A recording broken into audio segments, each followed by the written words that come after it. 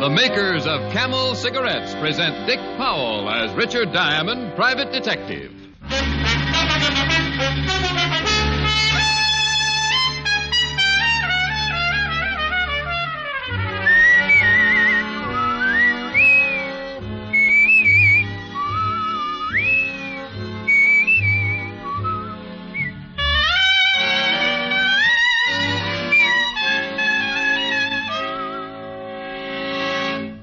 What is the 30-day Camel mildness test? It's a sensible test of cigarette mildness based on steady smoking. And here's all you do. Smoke only Camels for 30 days. Smoke them as your steady smoke. And see how rich, how flavorful Camels are, pack after pack. Yes, smoke Camels as your steady smoke for 30 days.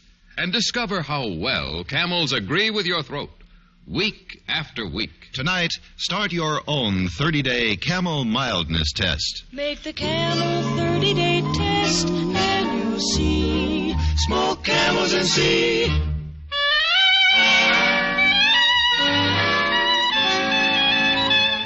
Now we bring you another transcribed adventure with Richard Diamond, private detective, starring Dick Powell.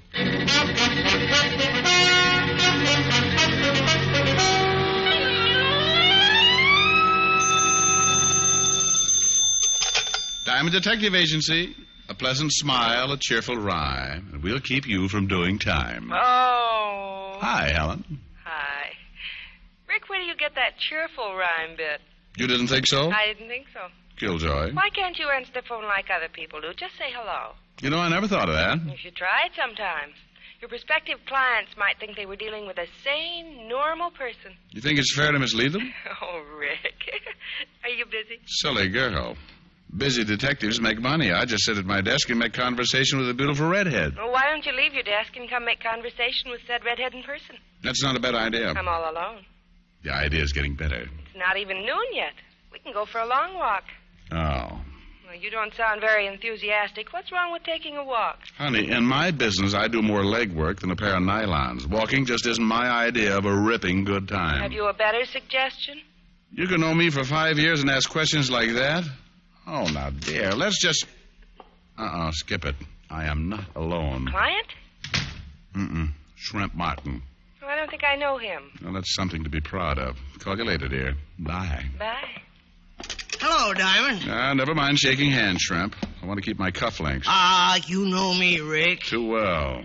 What brings you here, small man? Strictly business. Oh, come off it, Shrimp. You don't have enough to hire a bathtub, let alone a detective. On the level, Rick, I'm here to make you some dough. Just a big-hearted guy, huh?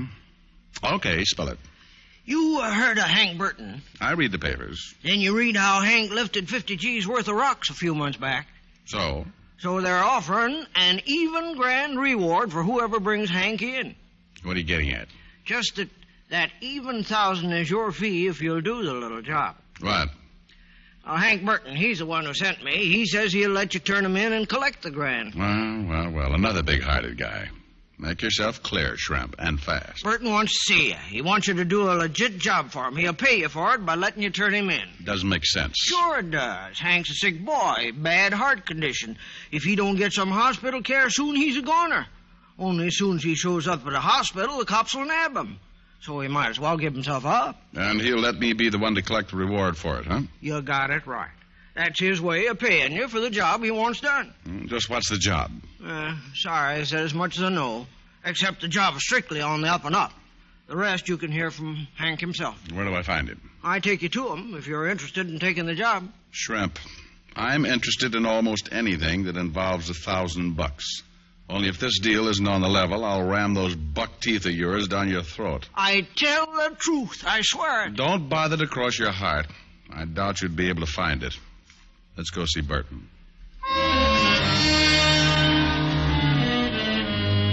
I didn't have any faith in Shrimp Martin, but the thought of 1,000 green pieces of paper did wonders for my bankrupt morale. We took my car, and Shrimp directed me to the warehouse section on Front Street. We parked beside a deserted-looking warehouse, and Shrimp led me inside through a rear door.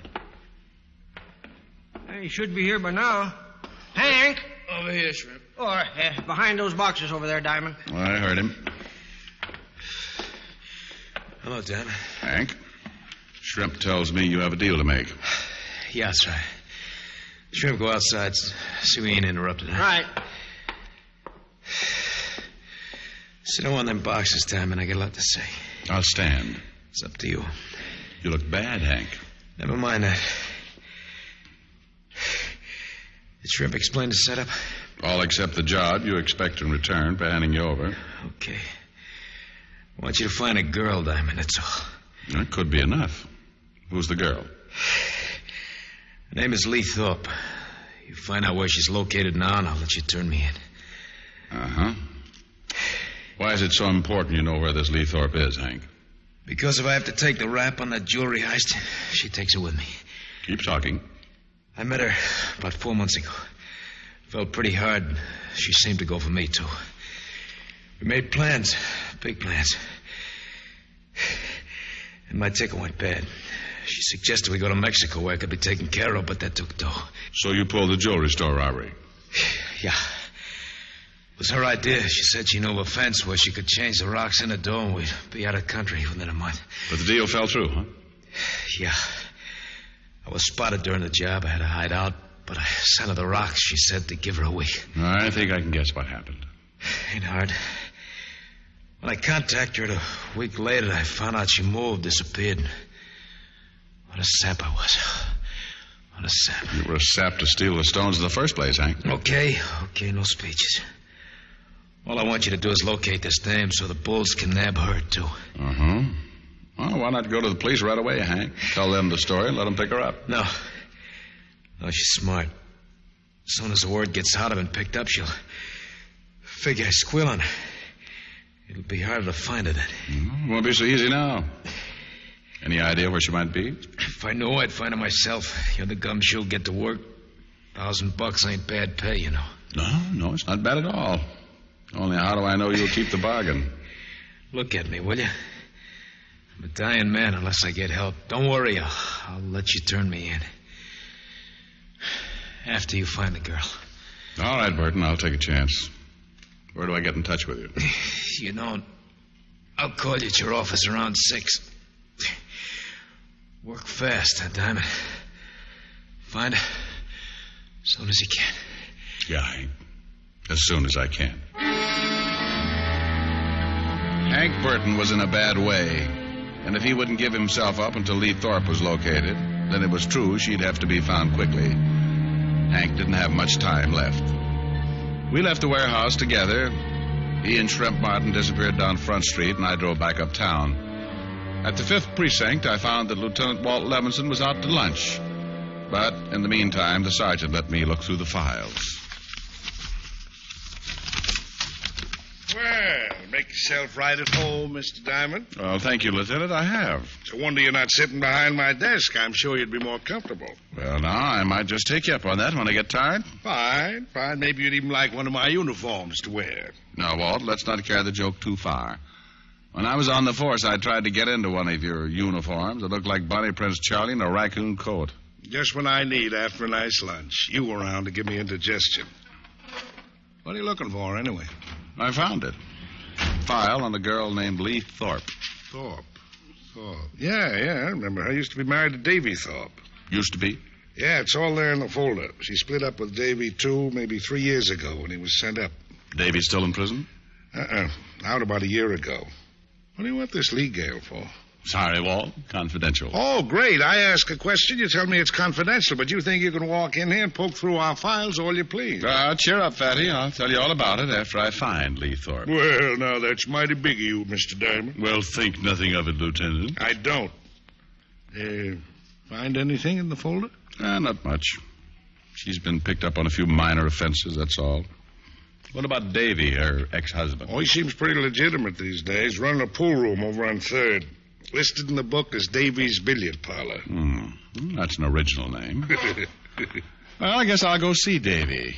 Maybe he's seen his ex-wife lately. Oh, don't rush off, Bright Eyes. Things are so dull around here when you're not poking your nose into our business. I know, but don't feel bad, Walt. I may be back. Well, goody gumdrop. I'll have our best cell waiting. You're such a wonderful host. See you later, Walt. Davey's pool room turned out to be a dingy joint. There were no customers this early in the afternoon, but Davey must not have liked his tables to go to waste. He was playing at a front table all by himself. I walked over to him. Well, nice shot, Davey. Huh? Oh, want a game, Mac? I'd rather talk. This is a pool room, not a conversation club. It's about your wife, Davey. I got no wife. You did have.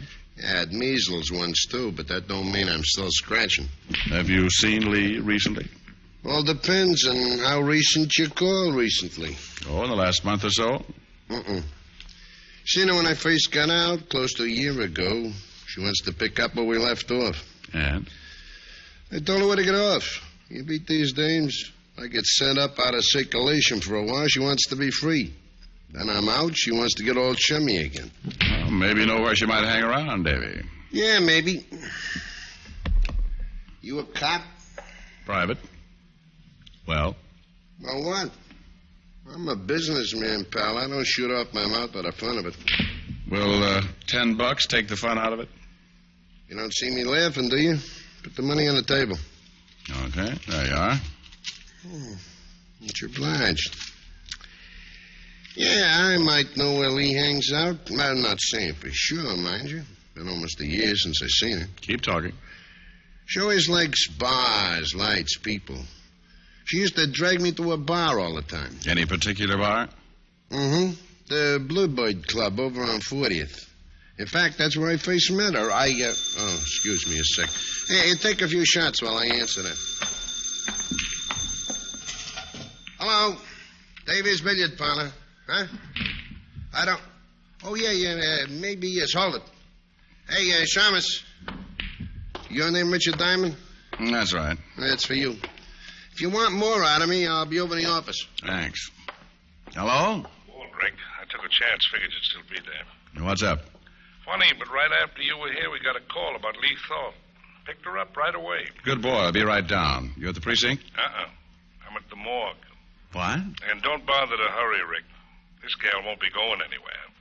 Not now.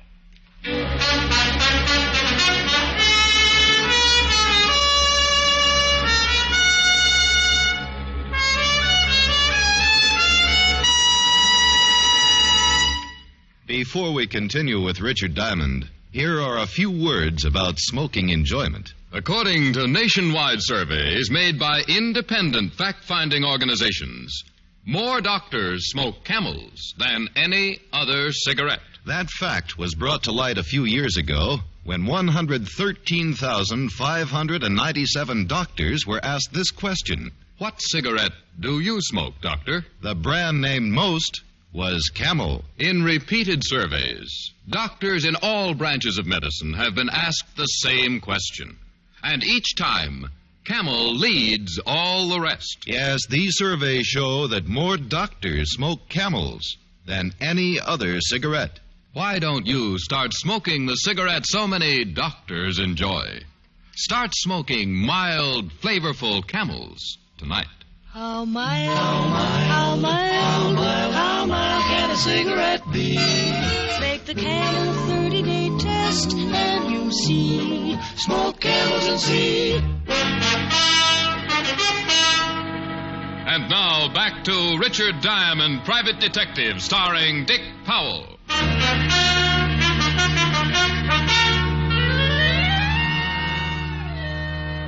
At the city morgue, I looked down on the girl who was once called Lee Thorpe and had now become a number. It wasn't a pretty sight, and I wasn't glad to be seeing it. Okay, Charlie, thanks. Come on, Rick. Where did you find her, Walt?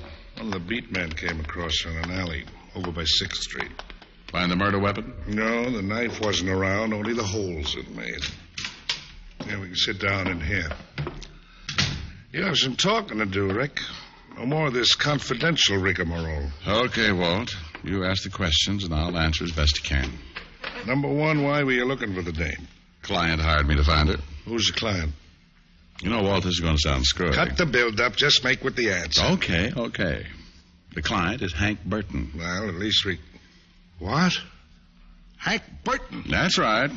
Now, sit down, Fatty, and wipe that shocked expression off your face. Rick, boy, do you happen to know who Hank Burton is? That we've been after him for 2 months? I know. And if things had gone as I planned, you'd have had him in a cell by tomorrow. I guess I'd better explain, Walt. Yeah, I think you'd better. And make it good, Rick. Plenty good. I told Walt about Burton, about the $1,000 fee, and Burton's illness. He wasn't happy about the whole thing, but at least he now knew as much about the case as I did, which wasn't much for either of us to know. So Burton figured the gal gave him the double cross, huh? Yeah, I guess that's it. He wanted me to find her, just so he could turn her in when he gives himself up. Maybe and maybe not. Maybe he found her before you did. Maybe he's the one who put those knife wounds in her back. I doubt it, Walt. If he'd had any idea where she was, he wouldn't have bothered to harm me. Then why was she killed? Well, she must have known where $50,000 worth of jewelry was. Good enough reason? Yeah. Well, what now? You think Burton's still turning himself in after he hears the girl's dead? I think so. He's pretty sick. Hasn't got a chance on his own. Uh-huh. Well, I'm going back over the neighborhood where we found the girl's body. We figure she lived around there. Maybe we can find out where. It's a start, anyway. Good. I'll wait for Hank Burton to contact me. Okay. And, Rick, if you turn up anything, let me in on it this time, huh? I waited until 6 o'clock in my office, and then Burton called. I didn't tell him about the girl over the phone. Instead, I made a date to meet him an hour later on the Christopher Street ferry. The ferry was in when I arrived at the slip, so I went aboard. I agreed to meet Burton on the lower level port side. I went there, sat down on one of the benches. But 5 minutes later, the ferry pulled out, and there was still no sign of Hank Burton. Diamond? Huh? It's me, Shrimp. Oh, that's quite a professional way you have of sneaking up on people, friend. Yeah. Enjoy the ride, Diamond. We go over to Jersey, then we come back. And then we get off. Where's Burton? He couldn't make it. Want you to meet him back at the warehouse we met in this morning. Oh, great. Why didn't you get here before we pulled out? I tried. Not as fast as I used to be. Uh-huh. Now, tell me, Shrimp, just why couldn't Hank make it here? It's as safe as that warehouse. Oh, well, he's sick. He's feeling bad. He felt bad all day. Oh? It didn't sound so bad when I talked to him on the phone. Well, he was sick. He was. Real pain. He could never make it down here. Let's enjoy the ride, huh? Let's talk some more first. If Burton knew he was too sick to meet me here, why did he suggest it in the first place? How should I know? Hank says we come to the warehouse, we go to the warehouse. Don't ask so many questions. Oh, I just have an inquisitive nature. I like answers, Shrimp. Okay. How's this for an answer? Wow. Little man with a big gun. That's right. And the gun says we go to the warehouse. Now settle back and enjoy the ride.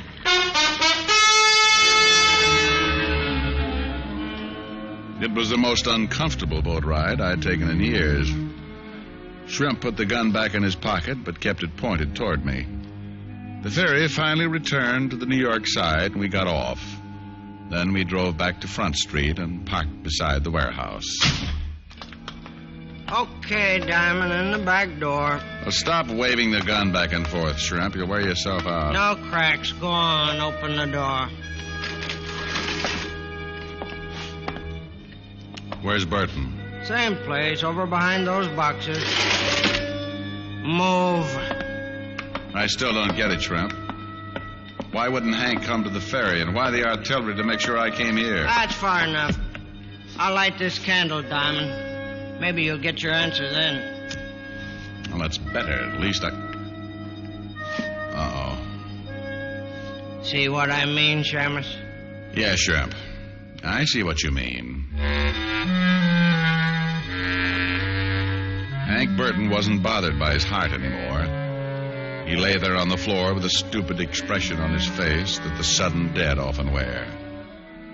His eyes were open in a bewildered stare, and his teeth were clenched tight. Hank Burton had died quickly, without warning. And it looked like I was next in line. Surprise, Diamond? You didn't bring me here for a reaction, Shrimp. Uh-huh. I just get a kick out of seeing your face. Yeah. Good old Shrimp, the loyal friend. Hank trusted you. Ah, that was a big mistake. Hank was a sap. I stuck with him because I thought he'd get his hands on them rocks again. Then I'd get a split. Only Hank didn't want the stuff back, huh? He was going to let me turn him in, and that left you out in the cold. You got it right. When I knew he was sicking you onto the dame, I went to the guy who really has the stones. Yeah, I figured there was someone else in this. You're not brave enough to try something like murder alone. He does very well at it, Diamond, believe me. Well, Pool Hall Thorpe, little Davey. You're a long way from your pool room, pal. There's more profitable things than pool rooms, Diamond. So it would seem. Like handling stolen jewelry. Uh-huh. You sure no one followed you, Shrimp? Positive. Good. I'm sorry about this, Diamond, but you'll have to join Hank before long. Yeah, I'll bet you're sorry. You were sorry when you killed your ex-wife, too, huh? Real sweet guy. She brings you the stones, and you pay her back with a knife. Well, what could I do? Shrimp tells me there's a detective looking for her. He was a good kid, but she didn't have much knife. She'd have talked her head off if you'd found her. Oh, I see. But why Hank and now me? Well, look at it this way. We finish you with the same knife that killed Lee. Then we put the knife in Hank's hand and the gun that killed him in yours. Oh, that's really great. Davey, I'm afraid you've been reading Pulp Fiction. So the cops get wise sooner or later. It'll still give us time to get far away. Shrimp, you got the knife? Right here, Davey. Okay. We stalled long enough, Shrimp. By candlelight yet, huh, fellas? Well, this is real romantic. Yeah, ain't it, though? Only not quite enough. It's even more romantic with a candle out. Shrimp!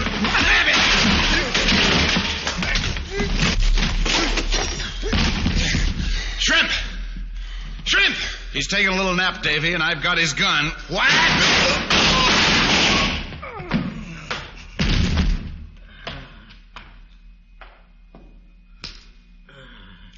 It's too bad, Davey. You should have stuck to your pool room. Okay, Shrimp, get to your feet. Diamond. Oh, shut up. Come on. Oh, my head. Shrimp, I made you a promise this morning. I said either this deal with Hank was on the level or your buck teeth were going down your throat. Oh, no, look, Diamond. Oh, shut up. Now, you know the old saying, Shrimp. See your dentist twice a year? Huh? Well, you won't have to worry about that now, friend.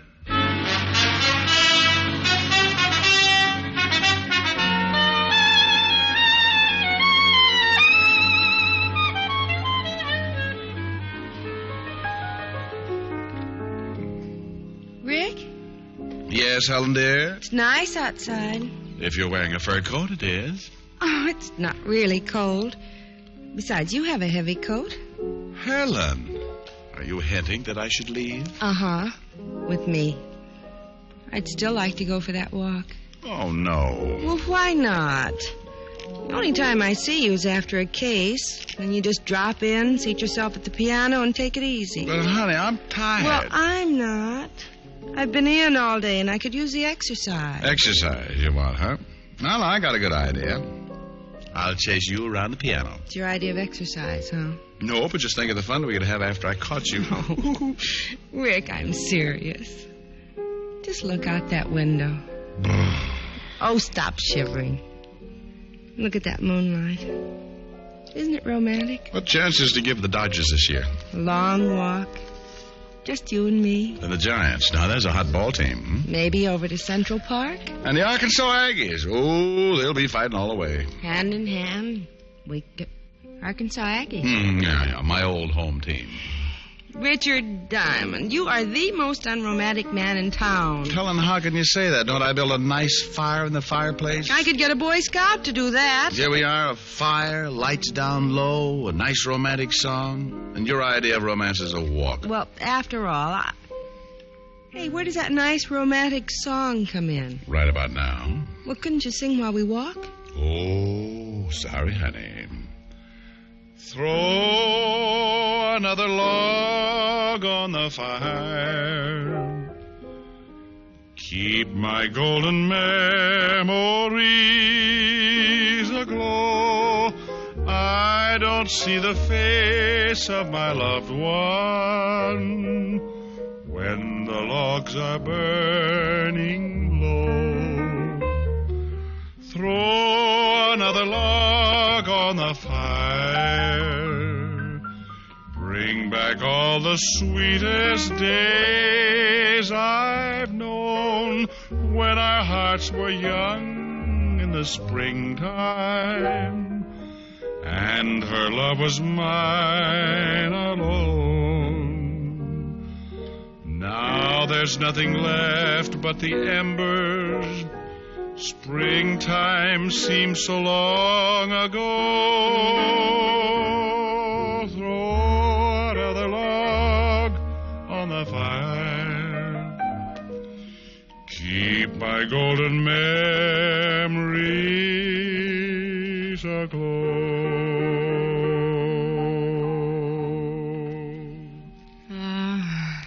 That was very nice. But I still didn't like it. Oh, that's a brilliant statement. I still want to go for a walk.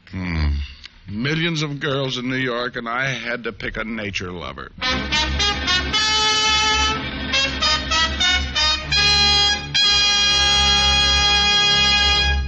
Dick Powell will return in just a moment. Camel leads all other brands in popularity by billions of cigarettes per year. Yes, more people smoke Camels than any other cigarette. And among them are many people whose throats are important to their careers. For instance, our own Dick Powell. Dick, why do you smoke Camels? Well, I smoke Camels regularly because I like their taste. They're mild and they agree with my throat.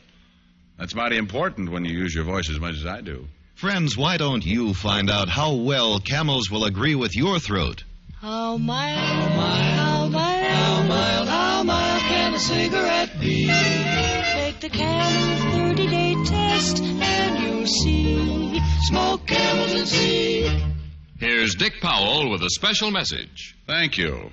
Ladies and gentlemen, the makers of Camels have now sent more than 200 million Camel cigarettes to servicemen and veterans. This week, as every week, gift Camels are being sent to hospitalized veterans. They're on their way to Veterans Hospitals, Phoenix, Arizona, and Des Moines, Iowa. U.S. Army Station Hospital, Fort Benning, Georgia. U.S. Naval Hospital Ship Haven. Now, until next week, enjoy Camels. I always do.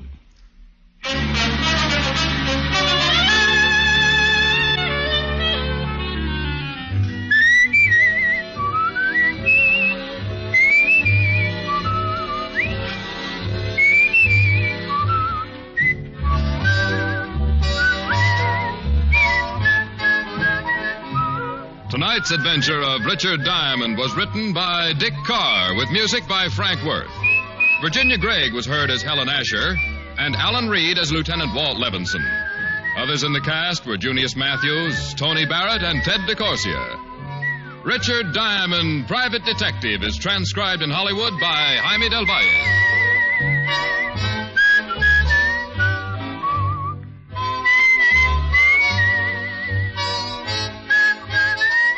Be sure to listen to another great Camel show. Vaughn Monroe and the Camel Caravan every Saturday night. Listen next week for another exciting adventure of Richard Diamond, starring Dick Powell. Now stay tuned, for This Is Your FBI, followed immediately by Ozzie and Harriet over most of these stations.